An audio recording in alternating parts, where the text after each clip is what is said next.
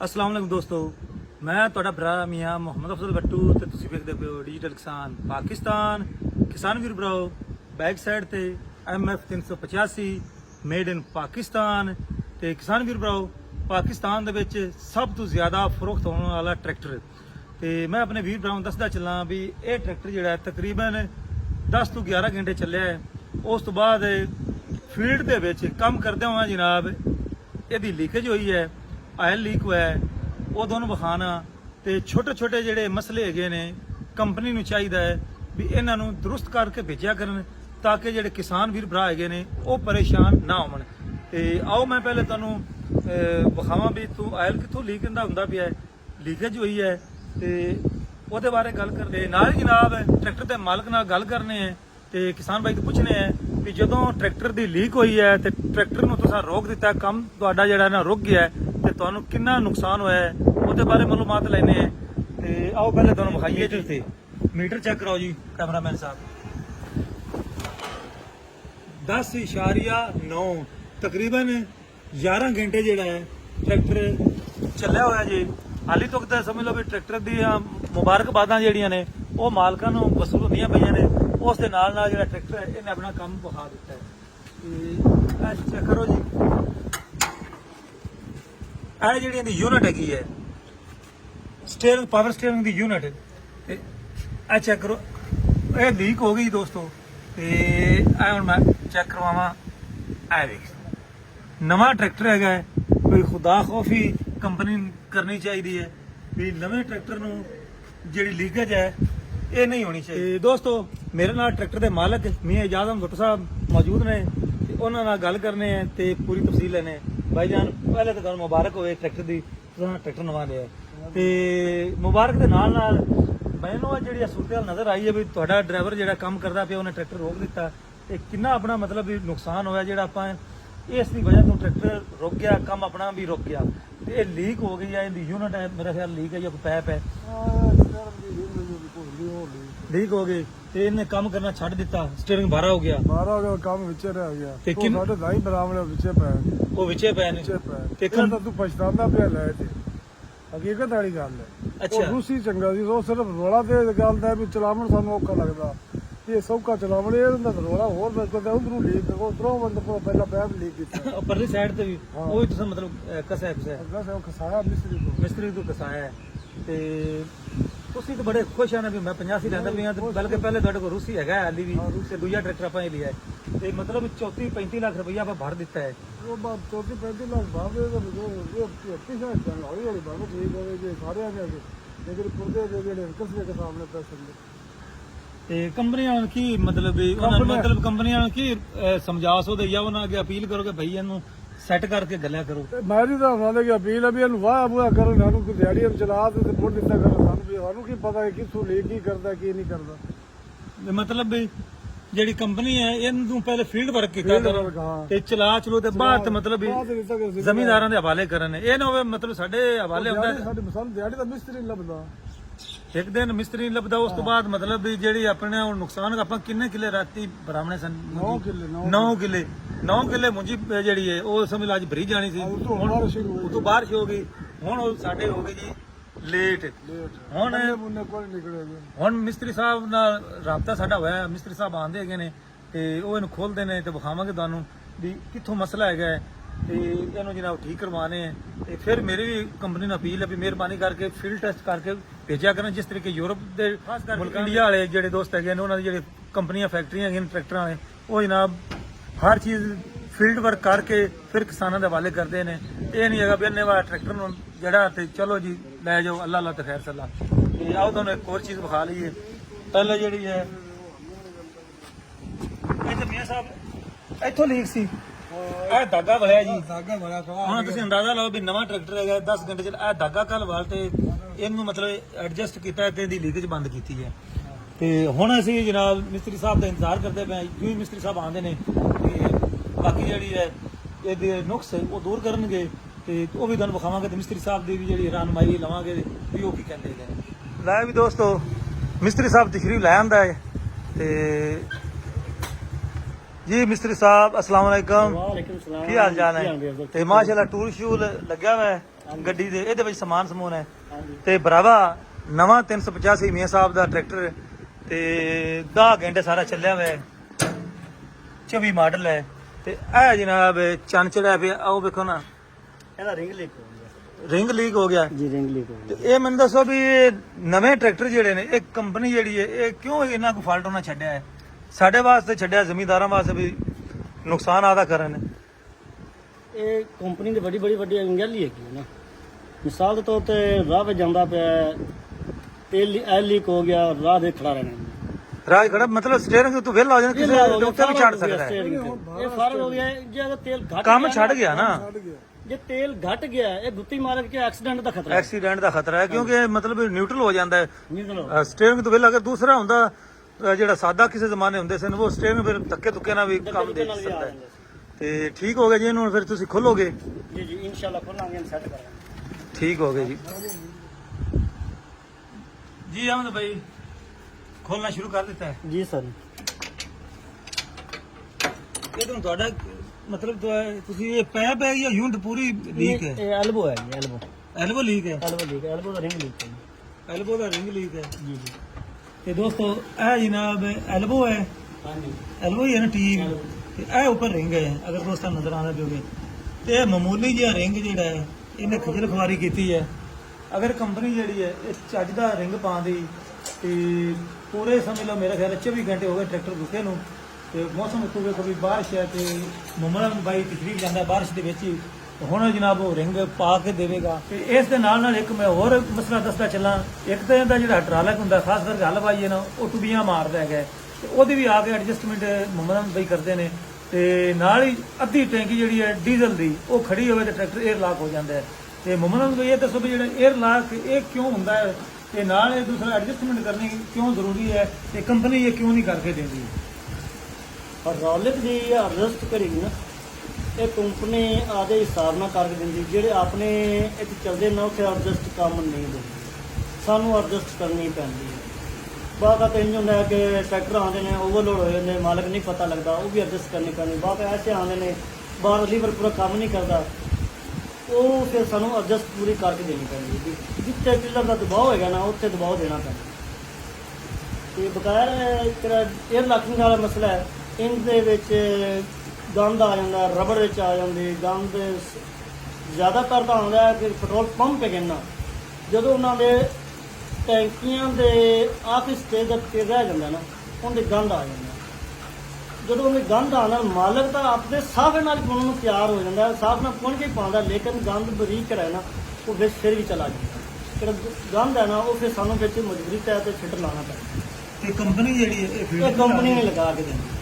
ਠੀਕ ਇਹ ਫਿਲਟਰ ਤੇ ਕਿੰਨਾ ਖਰਚਾ ਆਉਂਦਾ ਹੈ ਫਿਲਟਰ ਐਸ ਦਾ ਮਾਰਕੀਟ ਦਾ ਕਿਹੜਾ ਫਿਲਟਰ ਹੈ ਨਾ ਉਹ ਤਾਂ 50 ਰੁਪਏ ਦਾ ਗਾਣੇ ਜੇ ਕੰਪਨੀ ਲਵੇ ਤੁਹਾਨੂੰ 15 ਰੁਪਏ ਦਾ ਪੈਂਸਲ ਦਾ 20 ਰੁਪਏ ਦਾ ਮਤਲਬ ਅਗਰ ਕੰਪਨੀ ਚਾਹਵੇ ਤਾਂ ਇਹ ਜਿਹੜੀ 에ਅਰ ਲਾਕ ਵਾਲੀ ਬਿਮਾਰੀ ਹੈ ਉਹ ਵੀ ਨਿਕਲ ਸਕੇ ਦੋਸਤੋ 에ਅਰ ਲਾਕ ਦਾ ਜਿਹੜਾ ਮਾਮਲਾ ਹੈ ਮੁਹੰਮਦ ਭਾਈ ਇਸ ਫਿਲਟਰ ਤੋਂ ਜ਼ਰੀਏ ਹੱਲ ਕੀਤਾ ਹੈ ਤੇ ਇਸ ਬਾਰੇ ਮਾਲੂਮਾਤ ਦਿੰਦੇ ਨੇ ਜੀ ਮੈਨੂੰ ਨਾਮ ਦੇ ਦੱਸੋ ਇਹ ਫਿਲਟਰ ਨੇ ਸੋਲੋ ਮਸ਼ੀਨ ਇਹ ਕੰਪਨੀ ਲਵੇ ਤਾਂ 15 ਰੁਪਏ ਦਾ ਜੇ ਆਮ ਮਾਰਕੀਟ ਵਾਲਾ ਬੰਦਾ ਲਵੇ ਤਾਂ 50 ਰੁਪਏ ਦਾ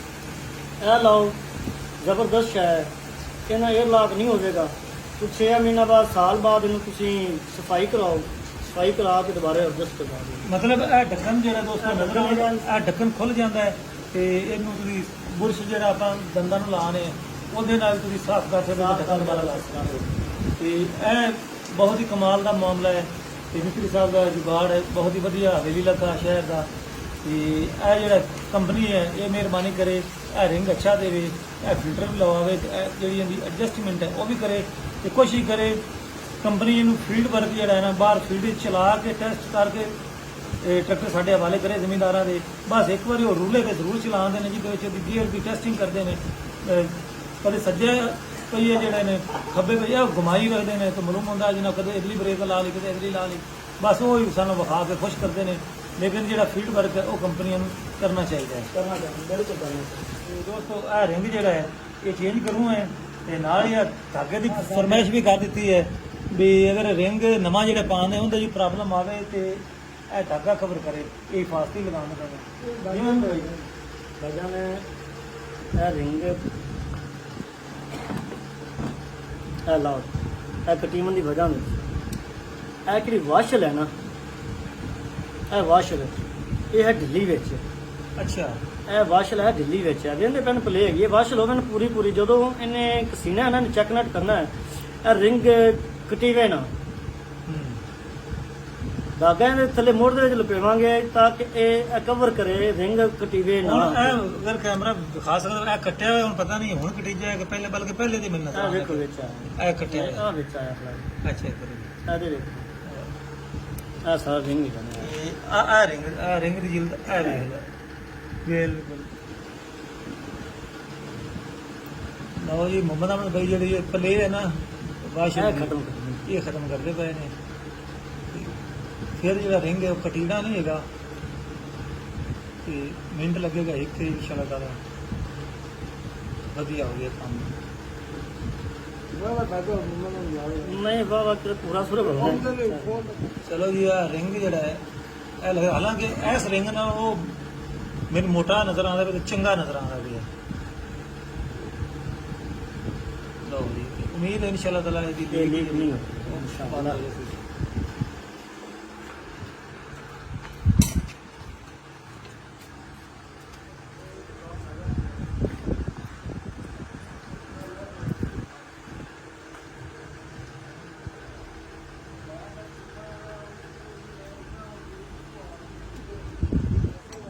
ਤੇ ਦੋਸਤੋ ਐਲਬੋ ਜਿਹਦੇ ਉੱਪਰ ਰਿੰਗ ਪਾਇਆ ਹੈ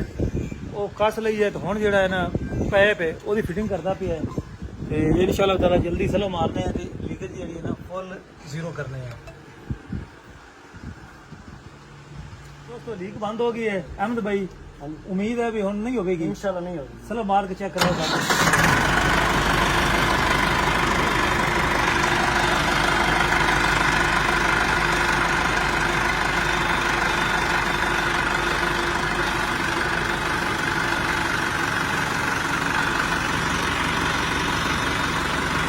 ਵੀ ਦੋਸਤੋ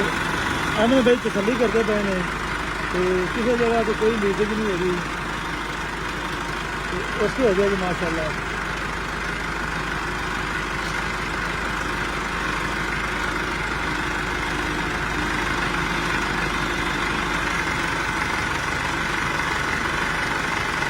ਇਹ ਜਿਹੜਾ ਪੰਖਾ ਹੈ ਇਹ ਬੜੇ ਬਬਲਿੰਗ ਕਰਦਾ ਪਿਆ, ਬਬਲਿੰਗ ਕਰਦਾ ਪਿਆ ਇੱਥੋਂ। ਸਰ ਇਹ ਕਿਹੜੀ ਪੁਲੀਆਂ ਆ ਰਹੀਆਂ ਨਾ, ਹਾਂ ਇਹ ਆ ਰਹੀਆਂ ਚਾਦਰ ਦੀ। ਇਹ ਚਾਦਰ ਦੀ ਅਲਾਈਨਮੈਂਟ ਸਹੀ ਨਹੀਂ ਹੈਗੀ ਨਾ। ਚਾਦਰ ਜਦੋਂ ਪ੍ਰੈਸਿੰਗ ਹੁੰਦੀ ਹੈ ਨਾ ਇਹ ਟਾਪ ਕਰਦੀ ਹੈ ਉਹਦੇ ਵਾਸਤੇ ਸਾਨੂੰ ਫੈਨ ਬੈਡ ਥੋੜਾ ਜਿਹਾ ਲੂਜ਼ ਰੱਖਣਾ ਪੈਂਦਾ, ਅੱਛਾ ਕਿਉਂਕਿ ਜਿਹੜੀ ਟਾਪ ਹੈ ਨਾ, ਜਿੱਥੇ ਟਾਪ ਆਉਂਦੀ, ਜਿੱਥੇ ਬੈਡ ਚੋਂ ਗਿਆ ਜ਼ਿਆਦਾ, ਕਿਤੇ ਦਬੀਜ ਗਿਆ, ਜਿਵੇਂ ਕਹਿ ਲਓ, ਉਹ ਹਿਸਾਬ ਨਾਲ ਫਿਰ ਸਾਨੂੰ ਫੈਨ ਬੈਡ ਥੋੜਾ ਲੂਜ਼ ਰੱਖਣਾ ਪੈਂਦਾ। ਮਤਲਬ ਇੱਕ ਇਹ ਨਵਾਂ ਮਸਲਾ ਹੀ ਹੈ ਜਿਹੜਾ ਸਾਨੂੰ ਨਜ਼ਰ ਆਇਆ। ਅਗਰ ਤੁਸੀਂ ਕਿਸੇ ਵੀ ਟਰੈਕਟਰ ਨੂੰ ਵੇਖੋ, ਖਾਸ ਕਰ ਰੂਸੀ, ਬਿਲਕੁਲ ਸੌਂ ਕੇ ਚੱਲਦਾ ਜਿਵੇਂ ਕਾਰ ਦਾ ਇੰਜਨ ਹੁੰਦਾ ਹੈ। ਇਹ ਹੁਣ ਵੇਖਾਂ ਤੇ ਮਾੜੀ ਜਿਹੀ ਬਬਲਿੰਗ ਵਿਖਾਉਂਦਾ ਪਿਆ, ਤਾਂ ਉਹ ਦੱਸਦਾ ਪਿਆ ਵੀ ਸਾਰੇ ਜਿੰਨੇ ਵੀ ਟਰੈਕਟਰ ਆਉਂਦੇ ਨੇ ਇਹ ਪੁਲੀ ਦੀ ਵਜ੍ਹਾ ਤੋਂ ਕੰਪਨੀ ਕੋਈ ਇਸ ਤਰ੍ਹਾਂ ਦੀ ਕੋਈ ਪੁਲੀ ਪਾਉਂਦੀ ਪਈ ਹੈ ਜਿਹਦੀ ਵਜ੍ਹਾ ਨਾਲ ਇਹ ਮਾਮਲਾ ਦਰਪੇਸ਼ ਆਉਂਦਾ ਪਿਆ। ਲੇਕਿਨ ਕੰਪਨੀ ਨੂੰ ਚਾਹੀਦਾ ਵੀ 35 ਲੱਖ ਰੁਪਈਆ ਲੈਣਾ ਹੈ ਤੇ ਇਹ ਜਿਹੀਆਂ ਛੋਟੇ ਮੋਟੇ ਫਾਲਟ ਜਿਹੜੇ ਉਹਨਾਂ ਨੂੰ ਕੱਢਣੇ ਚਾਹੀਦੇ ਨੇ। ਇਹ ਜਿਹੜਾ 40-50 ਰੁਪਈਆਂ ਦਾ ਫਾਲਟ ਹੈ ਜਾਂ ਜਿਹੜੀ ਕੰਪਨੀ ਨੇ ਆਪਣੀ ਬਚਤ ਕੀਤੀ ਹੈ ਉਹ ਵੀ ਹੁਣ ਅਹਿਮਦ ਭਾਈ ਕੋਲ ਫਿਲਟਰ ਜਿਹੜਾ ਪਵਾਉਣੇ ਤਾਂ ਕਿ ਇਹਨੂੰ ਮੁਸਤਕਬਲ ਦੇ ਵਿੱਚ 에ਅਰ ਲਾਕ ਇਹ ਨਾ ਹੋਵੇ। ਤੋਂ ਕਿ ਅਸੀਂ ਟਰੈਕਟਰ ਲਿਆਂਦਾ ਦਾ ਤੇ ਦੋਸਤੋ ਐਡਜਸਟਮੈਂਟ ਕਰਦੇ ਪਏ ਨੇ ਅਹਿਮਦ ਭਾਈ ਵੀ ਹੱਲ ਚਲਾਈਏ ਤੇ ਆਰਾਮ ਨਾਲ ਚੱਲੇ। ਇਹ ਮਾਮਲਾ ਉੱਥੇ ਹੀ ਹੋ ਕੇ ਆਉਣਾ ਚਾਹੀਦਾ ਹੈ, ਨਾ ਕਿ ਕਿਸਾਨ ਦੇ ਡੇਰੇ ਤੇ ਸਾਰੇ ਮਾਮਲੇ ਹੱਲ ਹੋਣ।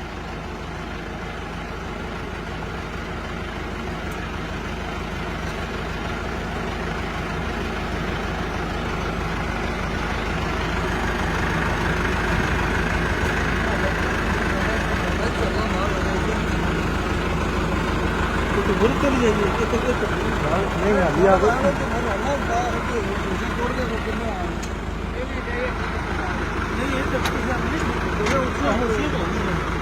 ਇਹ ਹੋਰ ਹੁੰਦੀਆਂ ਨੇ ਉੱਚੀਆਂ ਜਿਹੜੀ ਕਰੀ ਜਾਂਦਾ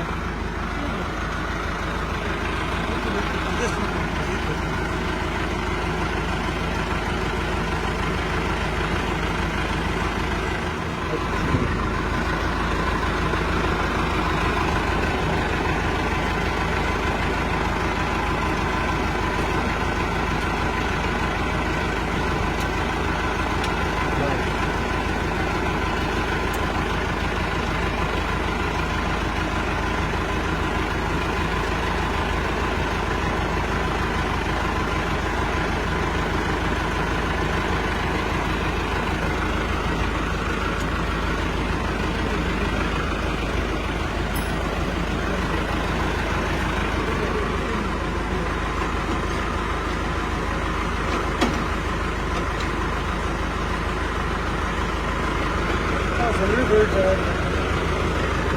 ਆ ਵੀ ਨਹੀਂ ਬੰਦਾ ਨਹੀਂ ਮੁੱਕੀ ਲਗਾ ਯਾਰ ਇਤਨਾ ਕੋਣੀ ਨਾ ਪਾਇਆ ਹਾਂ ਡਿਲਰ ਵਾਲੀ ਪਾਇਆ ਹੈ ਇਹ ਠੀਕ ਹੋ ਜਾਤਾ ਨਾ तो गाना तो बिल्कुल साया मुझे चलेगा ना और यार 10 कि लगवा भाई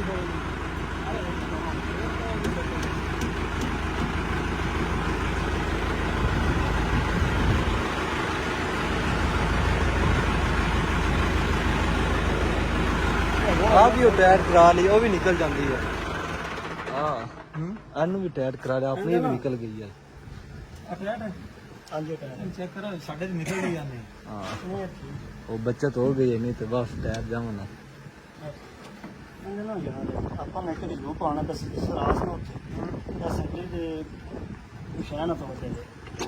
ਇਹਦੇ ਪਲੇ ਨਹੀਂ ਹੈਗੀ ਆ ਵੇਂਦ ਕੰਨ ਆ ਚਟਲਾ ਚੱਲਣਾ ਨਾ ਇਹਨੇ ਹਾਂ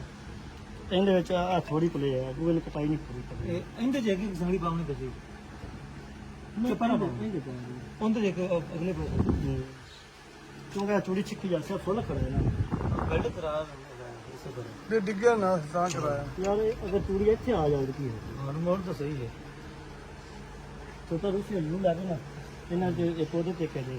ਨੂੰ ਪਾ ਦੇ ਸਨਾਂ ਦਾ ਫਾਇਦਾ ਆਪਣੇ ਹੋਵੇਗਾ ਕਿ ਕਿਉਂ ਕਿੱਥੇ ਪਹੁੰਚੀ ਉਹ ਅਗਲੀ ਸਾਈਡ ਤੇ ਉਹ ਫਿਰ ਨਹੀਂ ਚੁਗੜ ਦੇ ਹਾਂਜੀ ਉਹ ਯੂ ਕਿਹੜੇ ਨਾ ਜਦੋਂ ਪੈ ਜਾਏਗਾ ਨਾ ਇੱਥੇ ਆ ਗਈ ਚੂੜੀ ਅਗਰ ਇੱਥੇ ਆ ਗਈ ਕੁਛ ਪੀਣਾ ਨਹੀਂ ਹੈ ਫਿਰ ਐਡਜਸਟ ਜਿੱਥੇ ਮਰਜ਼ੀ ਤੁਸੀਂ ਕਰ ਸਕਦੇ ਹੋ ਚਲੋ ਮੈਂ ਖਾਣ ਲੈਣੀ ਤੇ ਮੈਨੂੰ ਤੂੰ ਨੂੰ ਲੈ ਦੇ ਮੈਂ ਤਾਂ ਲੈਦਾ ਇਹ ਹੋਰ ਮਜ਼ੀਦ ਸਿੱਧੀ ਹੋ ਜਾਏਗੀ ਤੇ ਭਾਈਜਾਨ ਆਪਣੀ ਮੇਰਾ ਖਿਆਲ ਹੈ ਲੀਕ ਵੀ ਰੁਕ ਗਈ ਹੈ ਟਰੈਕਟਰ ਦੀ ਤੇ ਐਡਜਸਟਮੈਂਟ ਵੀ ਹੋ ਗਈ ਹੈ ਤੇ ਹੁਣ ਫਿਲਟਰ ਹੁੰਦਾ ਪਿਆ ਤੇ ਕੁਝ ਤੁਸੀਂ ਕੰਪਨੀ ਨੂੰ ਕਹਿਣਾ ਚਾਹੋਗੇ ਕਹਿਣਾ ਇਹ ਚਾਹਨਾ ਵੀ ਕੰਪਨੀ ਉਹ ਤੇ ਬਣਾ ਦੀ ਐਡੇ ਮਿਸਤਰੀਆਂ ਨੂੰ ਲੱਖਾਂ ਰੁਪਏ ਤਨਖਾਹ ਲੈਣੇ ਨਾ ਕੰਮ ਜਾਂ ਸ਼ੋਰ ਹੈਗਾ ਸਾਡੇ ਵਰਕਸ਼ਾਪ ਆ ਡੀਲਰ ਡੀਲਰ ਵੀ ਮੈਂ ਤਾਂ ਸਮਝਦਾ ਪਰ ਇਹ ਇਹਨੂੰ ਵਿਚਾਰੇ ਨੂੰ ਜਿਹੜੇ ਦੇਸੇ ਉਹ ਲੈ ਲੈ ਸੀਦਾ ਤੇ ਉਹਨੇ ਸਹੀ ਕਰ ਦਿੱਤਾ ਇਹ ਉਹਨਾਂ ਦਾ ਕੰਮ ਉਹ ਕਰ ਦਿੰਦੇ ਮਤਲਬ ਵੀ ਇਹ ਉਹਨਾਂ ਦੇ ਐਕਸਪਰਟ ਹੈਗੇ ਨੇ ਹਾਂ। ਤੁਹਾਡਾ ਕਹਿਣ ਦਾ ਇਹ ਤੇਜ਼ ਹੈ। ਮਕਸਦ ਇਹ ਵੀ ਉਹ ਜਾਣ ਤੇ ਨਹੀਂ ਕਰਦੇ ਉਹ ਚਲੋ ਕੀਤਾ ਇਹ ਜਾ ਹੋ ਗਿਆ ਚਲੋ ਜੀ ਜਾ ਆਪੇ ਆਗਾ ਸਹੀ ਕਰਦੇ ਫਿਰ ਆਪੇ ਉਹ ਜਾਣੇ ਤੇ ਡੀਲਰ ਜਾਣੇ ਡੀਲਰ ਜਾਣਾ ਹਾਂ ਆ ਜਾ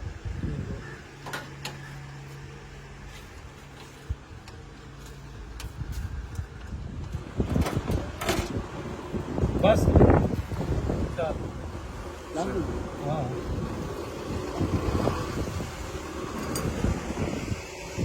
ਤੇ ਦੋਸਤੋ ਇਹ ਜਨਾਬ ਢੱਕਣ ਖੋਲਦੇ ਪਏ ਡੀਜ਼ਲ ਜਿੱਥੇ ਟੈਂਕੀ ਚ ਆਉਂਦਾ ਹੈ ਤੇ ਵਾਪਸੀ ਵੀ ਇੱਥੇ ਹੈ ਢੱਕਣ ਖੋਲਾਂਗੇ ਤੇ ਫਿਰ ਇਹ ਫਿਲਟਰ ਜਿਹੜਾ ਇੱਥੇ ਲਾਵਾਂਗੇ ਅੱਛਾ ਮੁਹੰਮਦ ਅਹਿਮਦ ਭਾਈ ਇਹ ਸਾਨੂੰ ਦੱਸੋ ਵੀ ਹੁਣ ਟਰੈਕਟਰ ਅਸੀਂ ਚਲਾਉਂਦੇ ਪਏ ਮਤਲਬ ਵੀ ਇਹ ਹਾਲੀ ਪਹਿਲੀ ਸਰਵਿਸ ਕੀਤੀ ਡਾਟਾਬਾਦ ਤਕਰੀਬਨ ਤੇ ਹੁਣ ਇਹਨੂੰ ਚਲਾਉਣ ਦਾ ਤਰੀਕਾਕਾਰ ਵੀ ਦੱਸੋ ਜੀ ਵੀ ਕਿਸ ਕਿਹੜੇ ਤਰੀਕੇ ਨਾਲ ਚਲਾਉਣਾ ਹੈ ਸਰ ਜੀ ਇਹਨੂੰ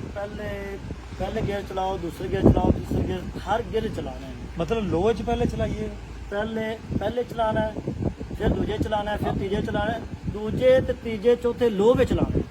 ਮਤਲਬ ਪਹਿਲਾ ਗੇਅਰ ਤੇ ਦੂਜਾ ਗੇਅਰ ਲਾਉਣਾ ਹੀ ਇੱਥੇ ਹਾਂਜੀ ਤੇ ਤੀਸਰਾ ਤੇ ਚੌਥਾ ਲੋਅ ਚ ਚਲਾਉਣਾ ਲੋਅ ਵਿੱਚ ਚਲਾਣਾ ਹੈ ਤੇ ਕਿੰਨੀ ਜ਼ਮੀਨ ਪਾਈਏ ਤਕਰੀਬਨ ਕੋਈ ਹਦਵਾਲਾ ਹੋਏਗਾ ਡੀਜ਼ਲ ਦੀ ਖਪਤ ਹੋਏਗੀ ਤੇ ਉਹਦੇ ਫਾਇਦਾ ਤੁਹਾਡਾ ਹੋਏਗਾ ਹਰ ਗਰਾਰੀ ਬੂਰਾ ਛੱਡੇਗੀ ਪਿੱਚ ਬਣੇਗੀ ਜੇ ਗੇਅਰ ਮਿਸਾਲ ਕੰਪਨੀ ਕੋ ਚੈੱਕ ਕਰਕੇ ਨਹੀਂ ਦਿੰਦੀ ਜਦੋਂ ਇਹਨੇ ਚੱਲਣਾ ਫੀਲਡ ਵਿੱਚ ਹੋ ਸਕਦਾ ਕੋਈ ਗੇਅਰ ਨਿਊਟਰਲ ਹੁੰਦਾ ਹੋਵੇ ਕੋਈ ਹੋ ਸਕਦਾ ਗੇਅਰ ਕੋਈ ਆਵਾਜ਼ ਦਿੰਦਾ ਹੋਵੇ ਉਹ ਪਤਾ ਲੱਗ ਜਾਏਗਾ ਜੀ ਠੀਕ ਹੋ ਗਿਆ ਤੇ ਦੋਸਤੋ ਇਹਦਾ ਇਹ ਫਾਇਦਾ ਹੈ ਵੀ ਮਤਲਬ ਵੀ ਹਰ ਗੇਅਰ ਵਿੱਚ ਚਲਾਓਗੇ ਤੇ ਗਰਾਰੀਆਂ ਦੇ ਜਿਹੜੇ ਬੰਦੇ ਨੇ ਵਿੱਚ ਬੈਠ ਜਾਣਗੇ ਤੇ ਫਿਰ ਜੇ ਇਸ ਤਰੀਕੇ ਕਈ ਟਰੈਕਟਰ ਵੇਖੇ ਹੁੰਦੇ ਨੇ ਜਦੋਂ ਪੁਰਾਣੇ ਹੋ ਜਾਂਦੇ ਨੇ ਅਕਸਰ ਉਹ ਗੇਅਰ ਜਿਹੜਾ ਨਾ ਨਿਕਲ ਜਾਂਦਾ ਹੈ ਲੈ ਵੀ ਦੋਸਤੋ ਇਹ ਨਾਲੀ ਨਿਕਲੇ ਆਈ ਹੈ ਜੀ ਟੈਂਕੀ ਵਿੱਚੋਂ ਗੇਜ ਗੂਜ ਆ ਵੇਖੋ ਸਰਲੀ ਇਹਦੇ ਵਿੱਚ ਕੋਈ ਫਿਲਟਰ ਹੈ ਸਪੈਸ਼ਲੀ ਇਹਨੇ ਤੇਲ ਖਿੱਚਣਾ ਹੈ ਤੇ ਅੱਗੇ ਫਿਰ ਨਾਲੀਆਂ ਨੂੰ ਜਾਮ ਕਰਨਾ ਹੈ ਜਾਂ ਫਿਰ ਅੱਗੇ ਫਿਲਟਰ ਨੂੰ ਜਾਮ ਕਰਨਾ ਹੈ ਇਹ ਲੱਗ ਜਾਵੇਗਾ ਦੇਰ ਲੱਗ ਵਾਲਾ ਮਸਲਾ ਹੱਲ ਹੈ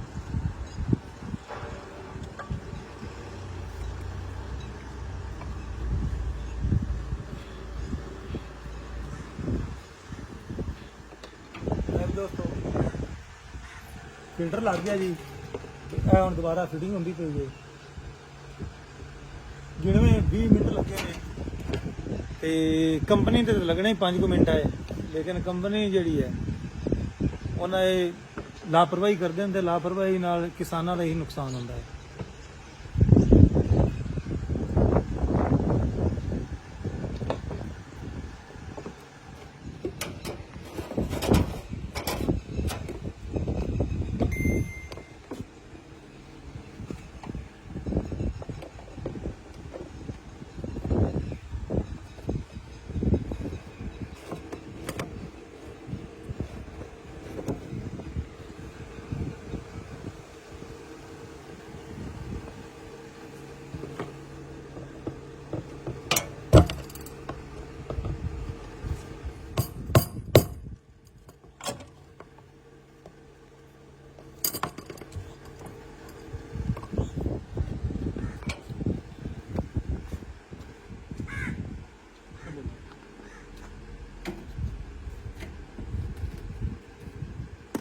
ਤੇ ਹੁਣ ਫਿਟਿੰਗ ਹੁੰਦੀ ਪਈ ਜੀ ਦੁਬਾਰਾ, ਤੇ ਫਿਟਿੰਗ ਮੁਕੰਮਲ ਹੋਣ ਤੋਂ ਬਾਅਦ ਟਰੈਕਟਰ ਨੂੰ ਮਾਰਾਂਗੇ ਸਰ, ਕੰਮ ਤੇ ਕਰ ਦੇਵਾਂਗੇ ਸ਼ੁਰੂ। ਇਹਨਾਂ ਨੇ ਟੱਕਣ ਵਾਲਾ ਤੇ ਦੋਸਤੋ ਤਿੰਨ ਕੰਮ ਕੀਤੇ ਨੇ ਜਨਾਬ ਮੁਹੰਮਦ ਭਾਈ ਨੇ। ਇੱਕ ਉਹਨਾਂ ਜਨਾਬ ਲੀਕ ਬੰਦ ਕੀਤੀ ਹੈ, ਦੂਜਾ ਉਹਨਾਂ ਨੇ ਹਾਈਡ੍ਰੋਲਿਕ ਦੀ ਸੈਟਿੰਗ ਕੀਤੀ ਹੈ, ਤੀਜਾ ਉਹਨਾਂ ਫਿਲਟਰ ਜਿਹੜਾ ਹੈ ਉਹ ਮਤਲਬ ਵੀ ਪਾਇਆ ਟੈਂਕੀ ਵਿੱਚ ਵੀ ਤਾਂ ਕਿ ਡੀਜ਼ਲ ਜਿਹੜਾ ਨਾ ਏਅਰ ਲਾਕ ਨਾ ਹੋਵੇ। ਤੇ ਚੌਥਾ ਇੱਕ ਹੋਰ ਛੋਟਾ ਜਿਹਾ ਫਾਲਟ ਆਇਆ ਸੀ, ਉਹ ਮੈਂ ਤੁਹਾਨੂੰ ਵਿਖਾਵਾਂ, ਉਹ ਵੀ ਦੱਸ ਦੇਵਾਂ।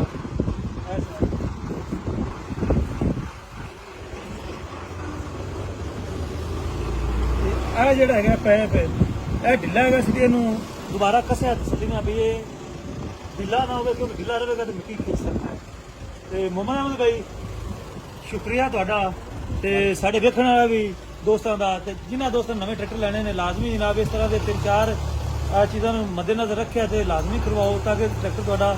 ਸਹੀ ਸਲਾਮਤ ਚੱਲੇ ਤੇ ਫਸਲਾਂ ਪੂਰੇ ਟਾਈਮ ਤੇ ਬਿਜਾਈ ਹੋਵੇ। ਤੇ ਹੁਣ ਮੈਨੂੰ ਕੋਈ ਇਜਾਜ਼ਤ, ਤੁਹਾਡਾ ਭਰਾ ਮੀਆਂ ਮੁਹੰਮਦ ਸੁਲਵੱਟੂ, ਅੱਲਾਹ ਹਾਫਿਜ਼, ਪਾਕਿਸਤਾਨ ਜ਼ਿੰਦਾਬਾਦ।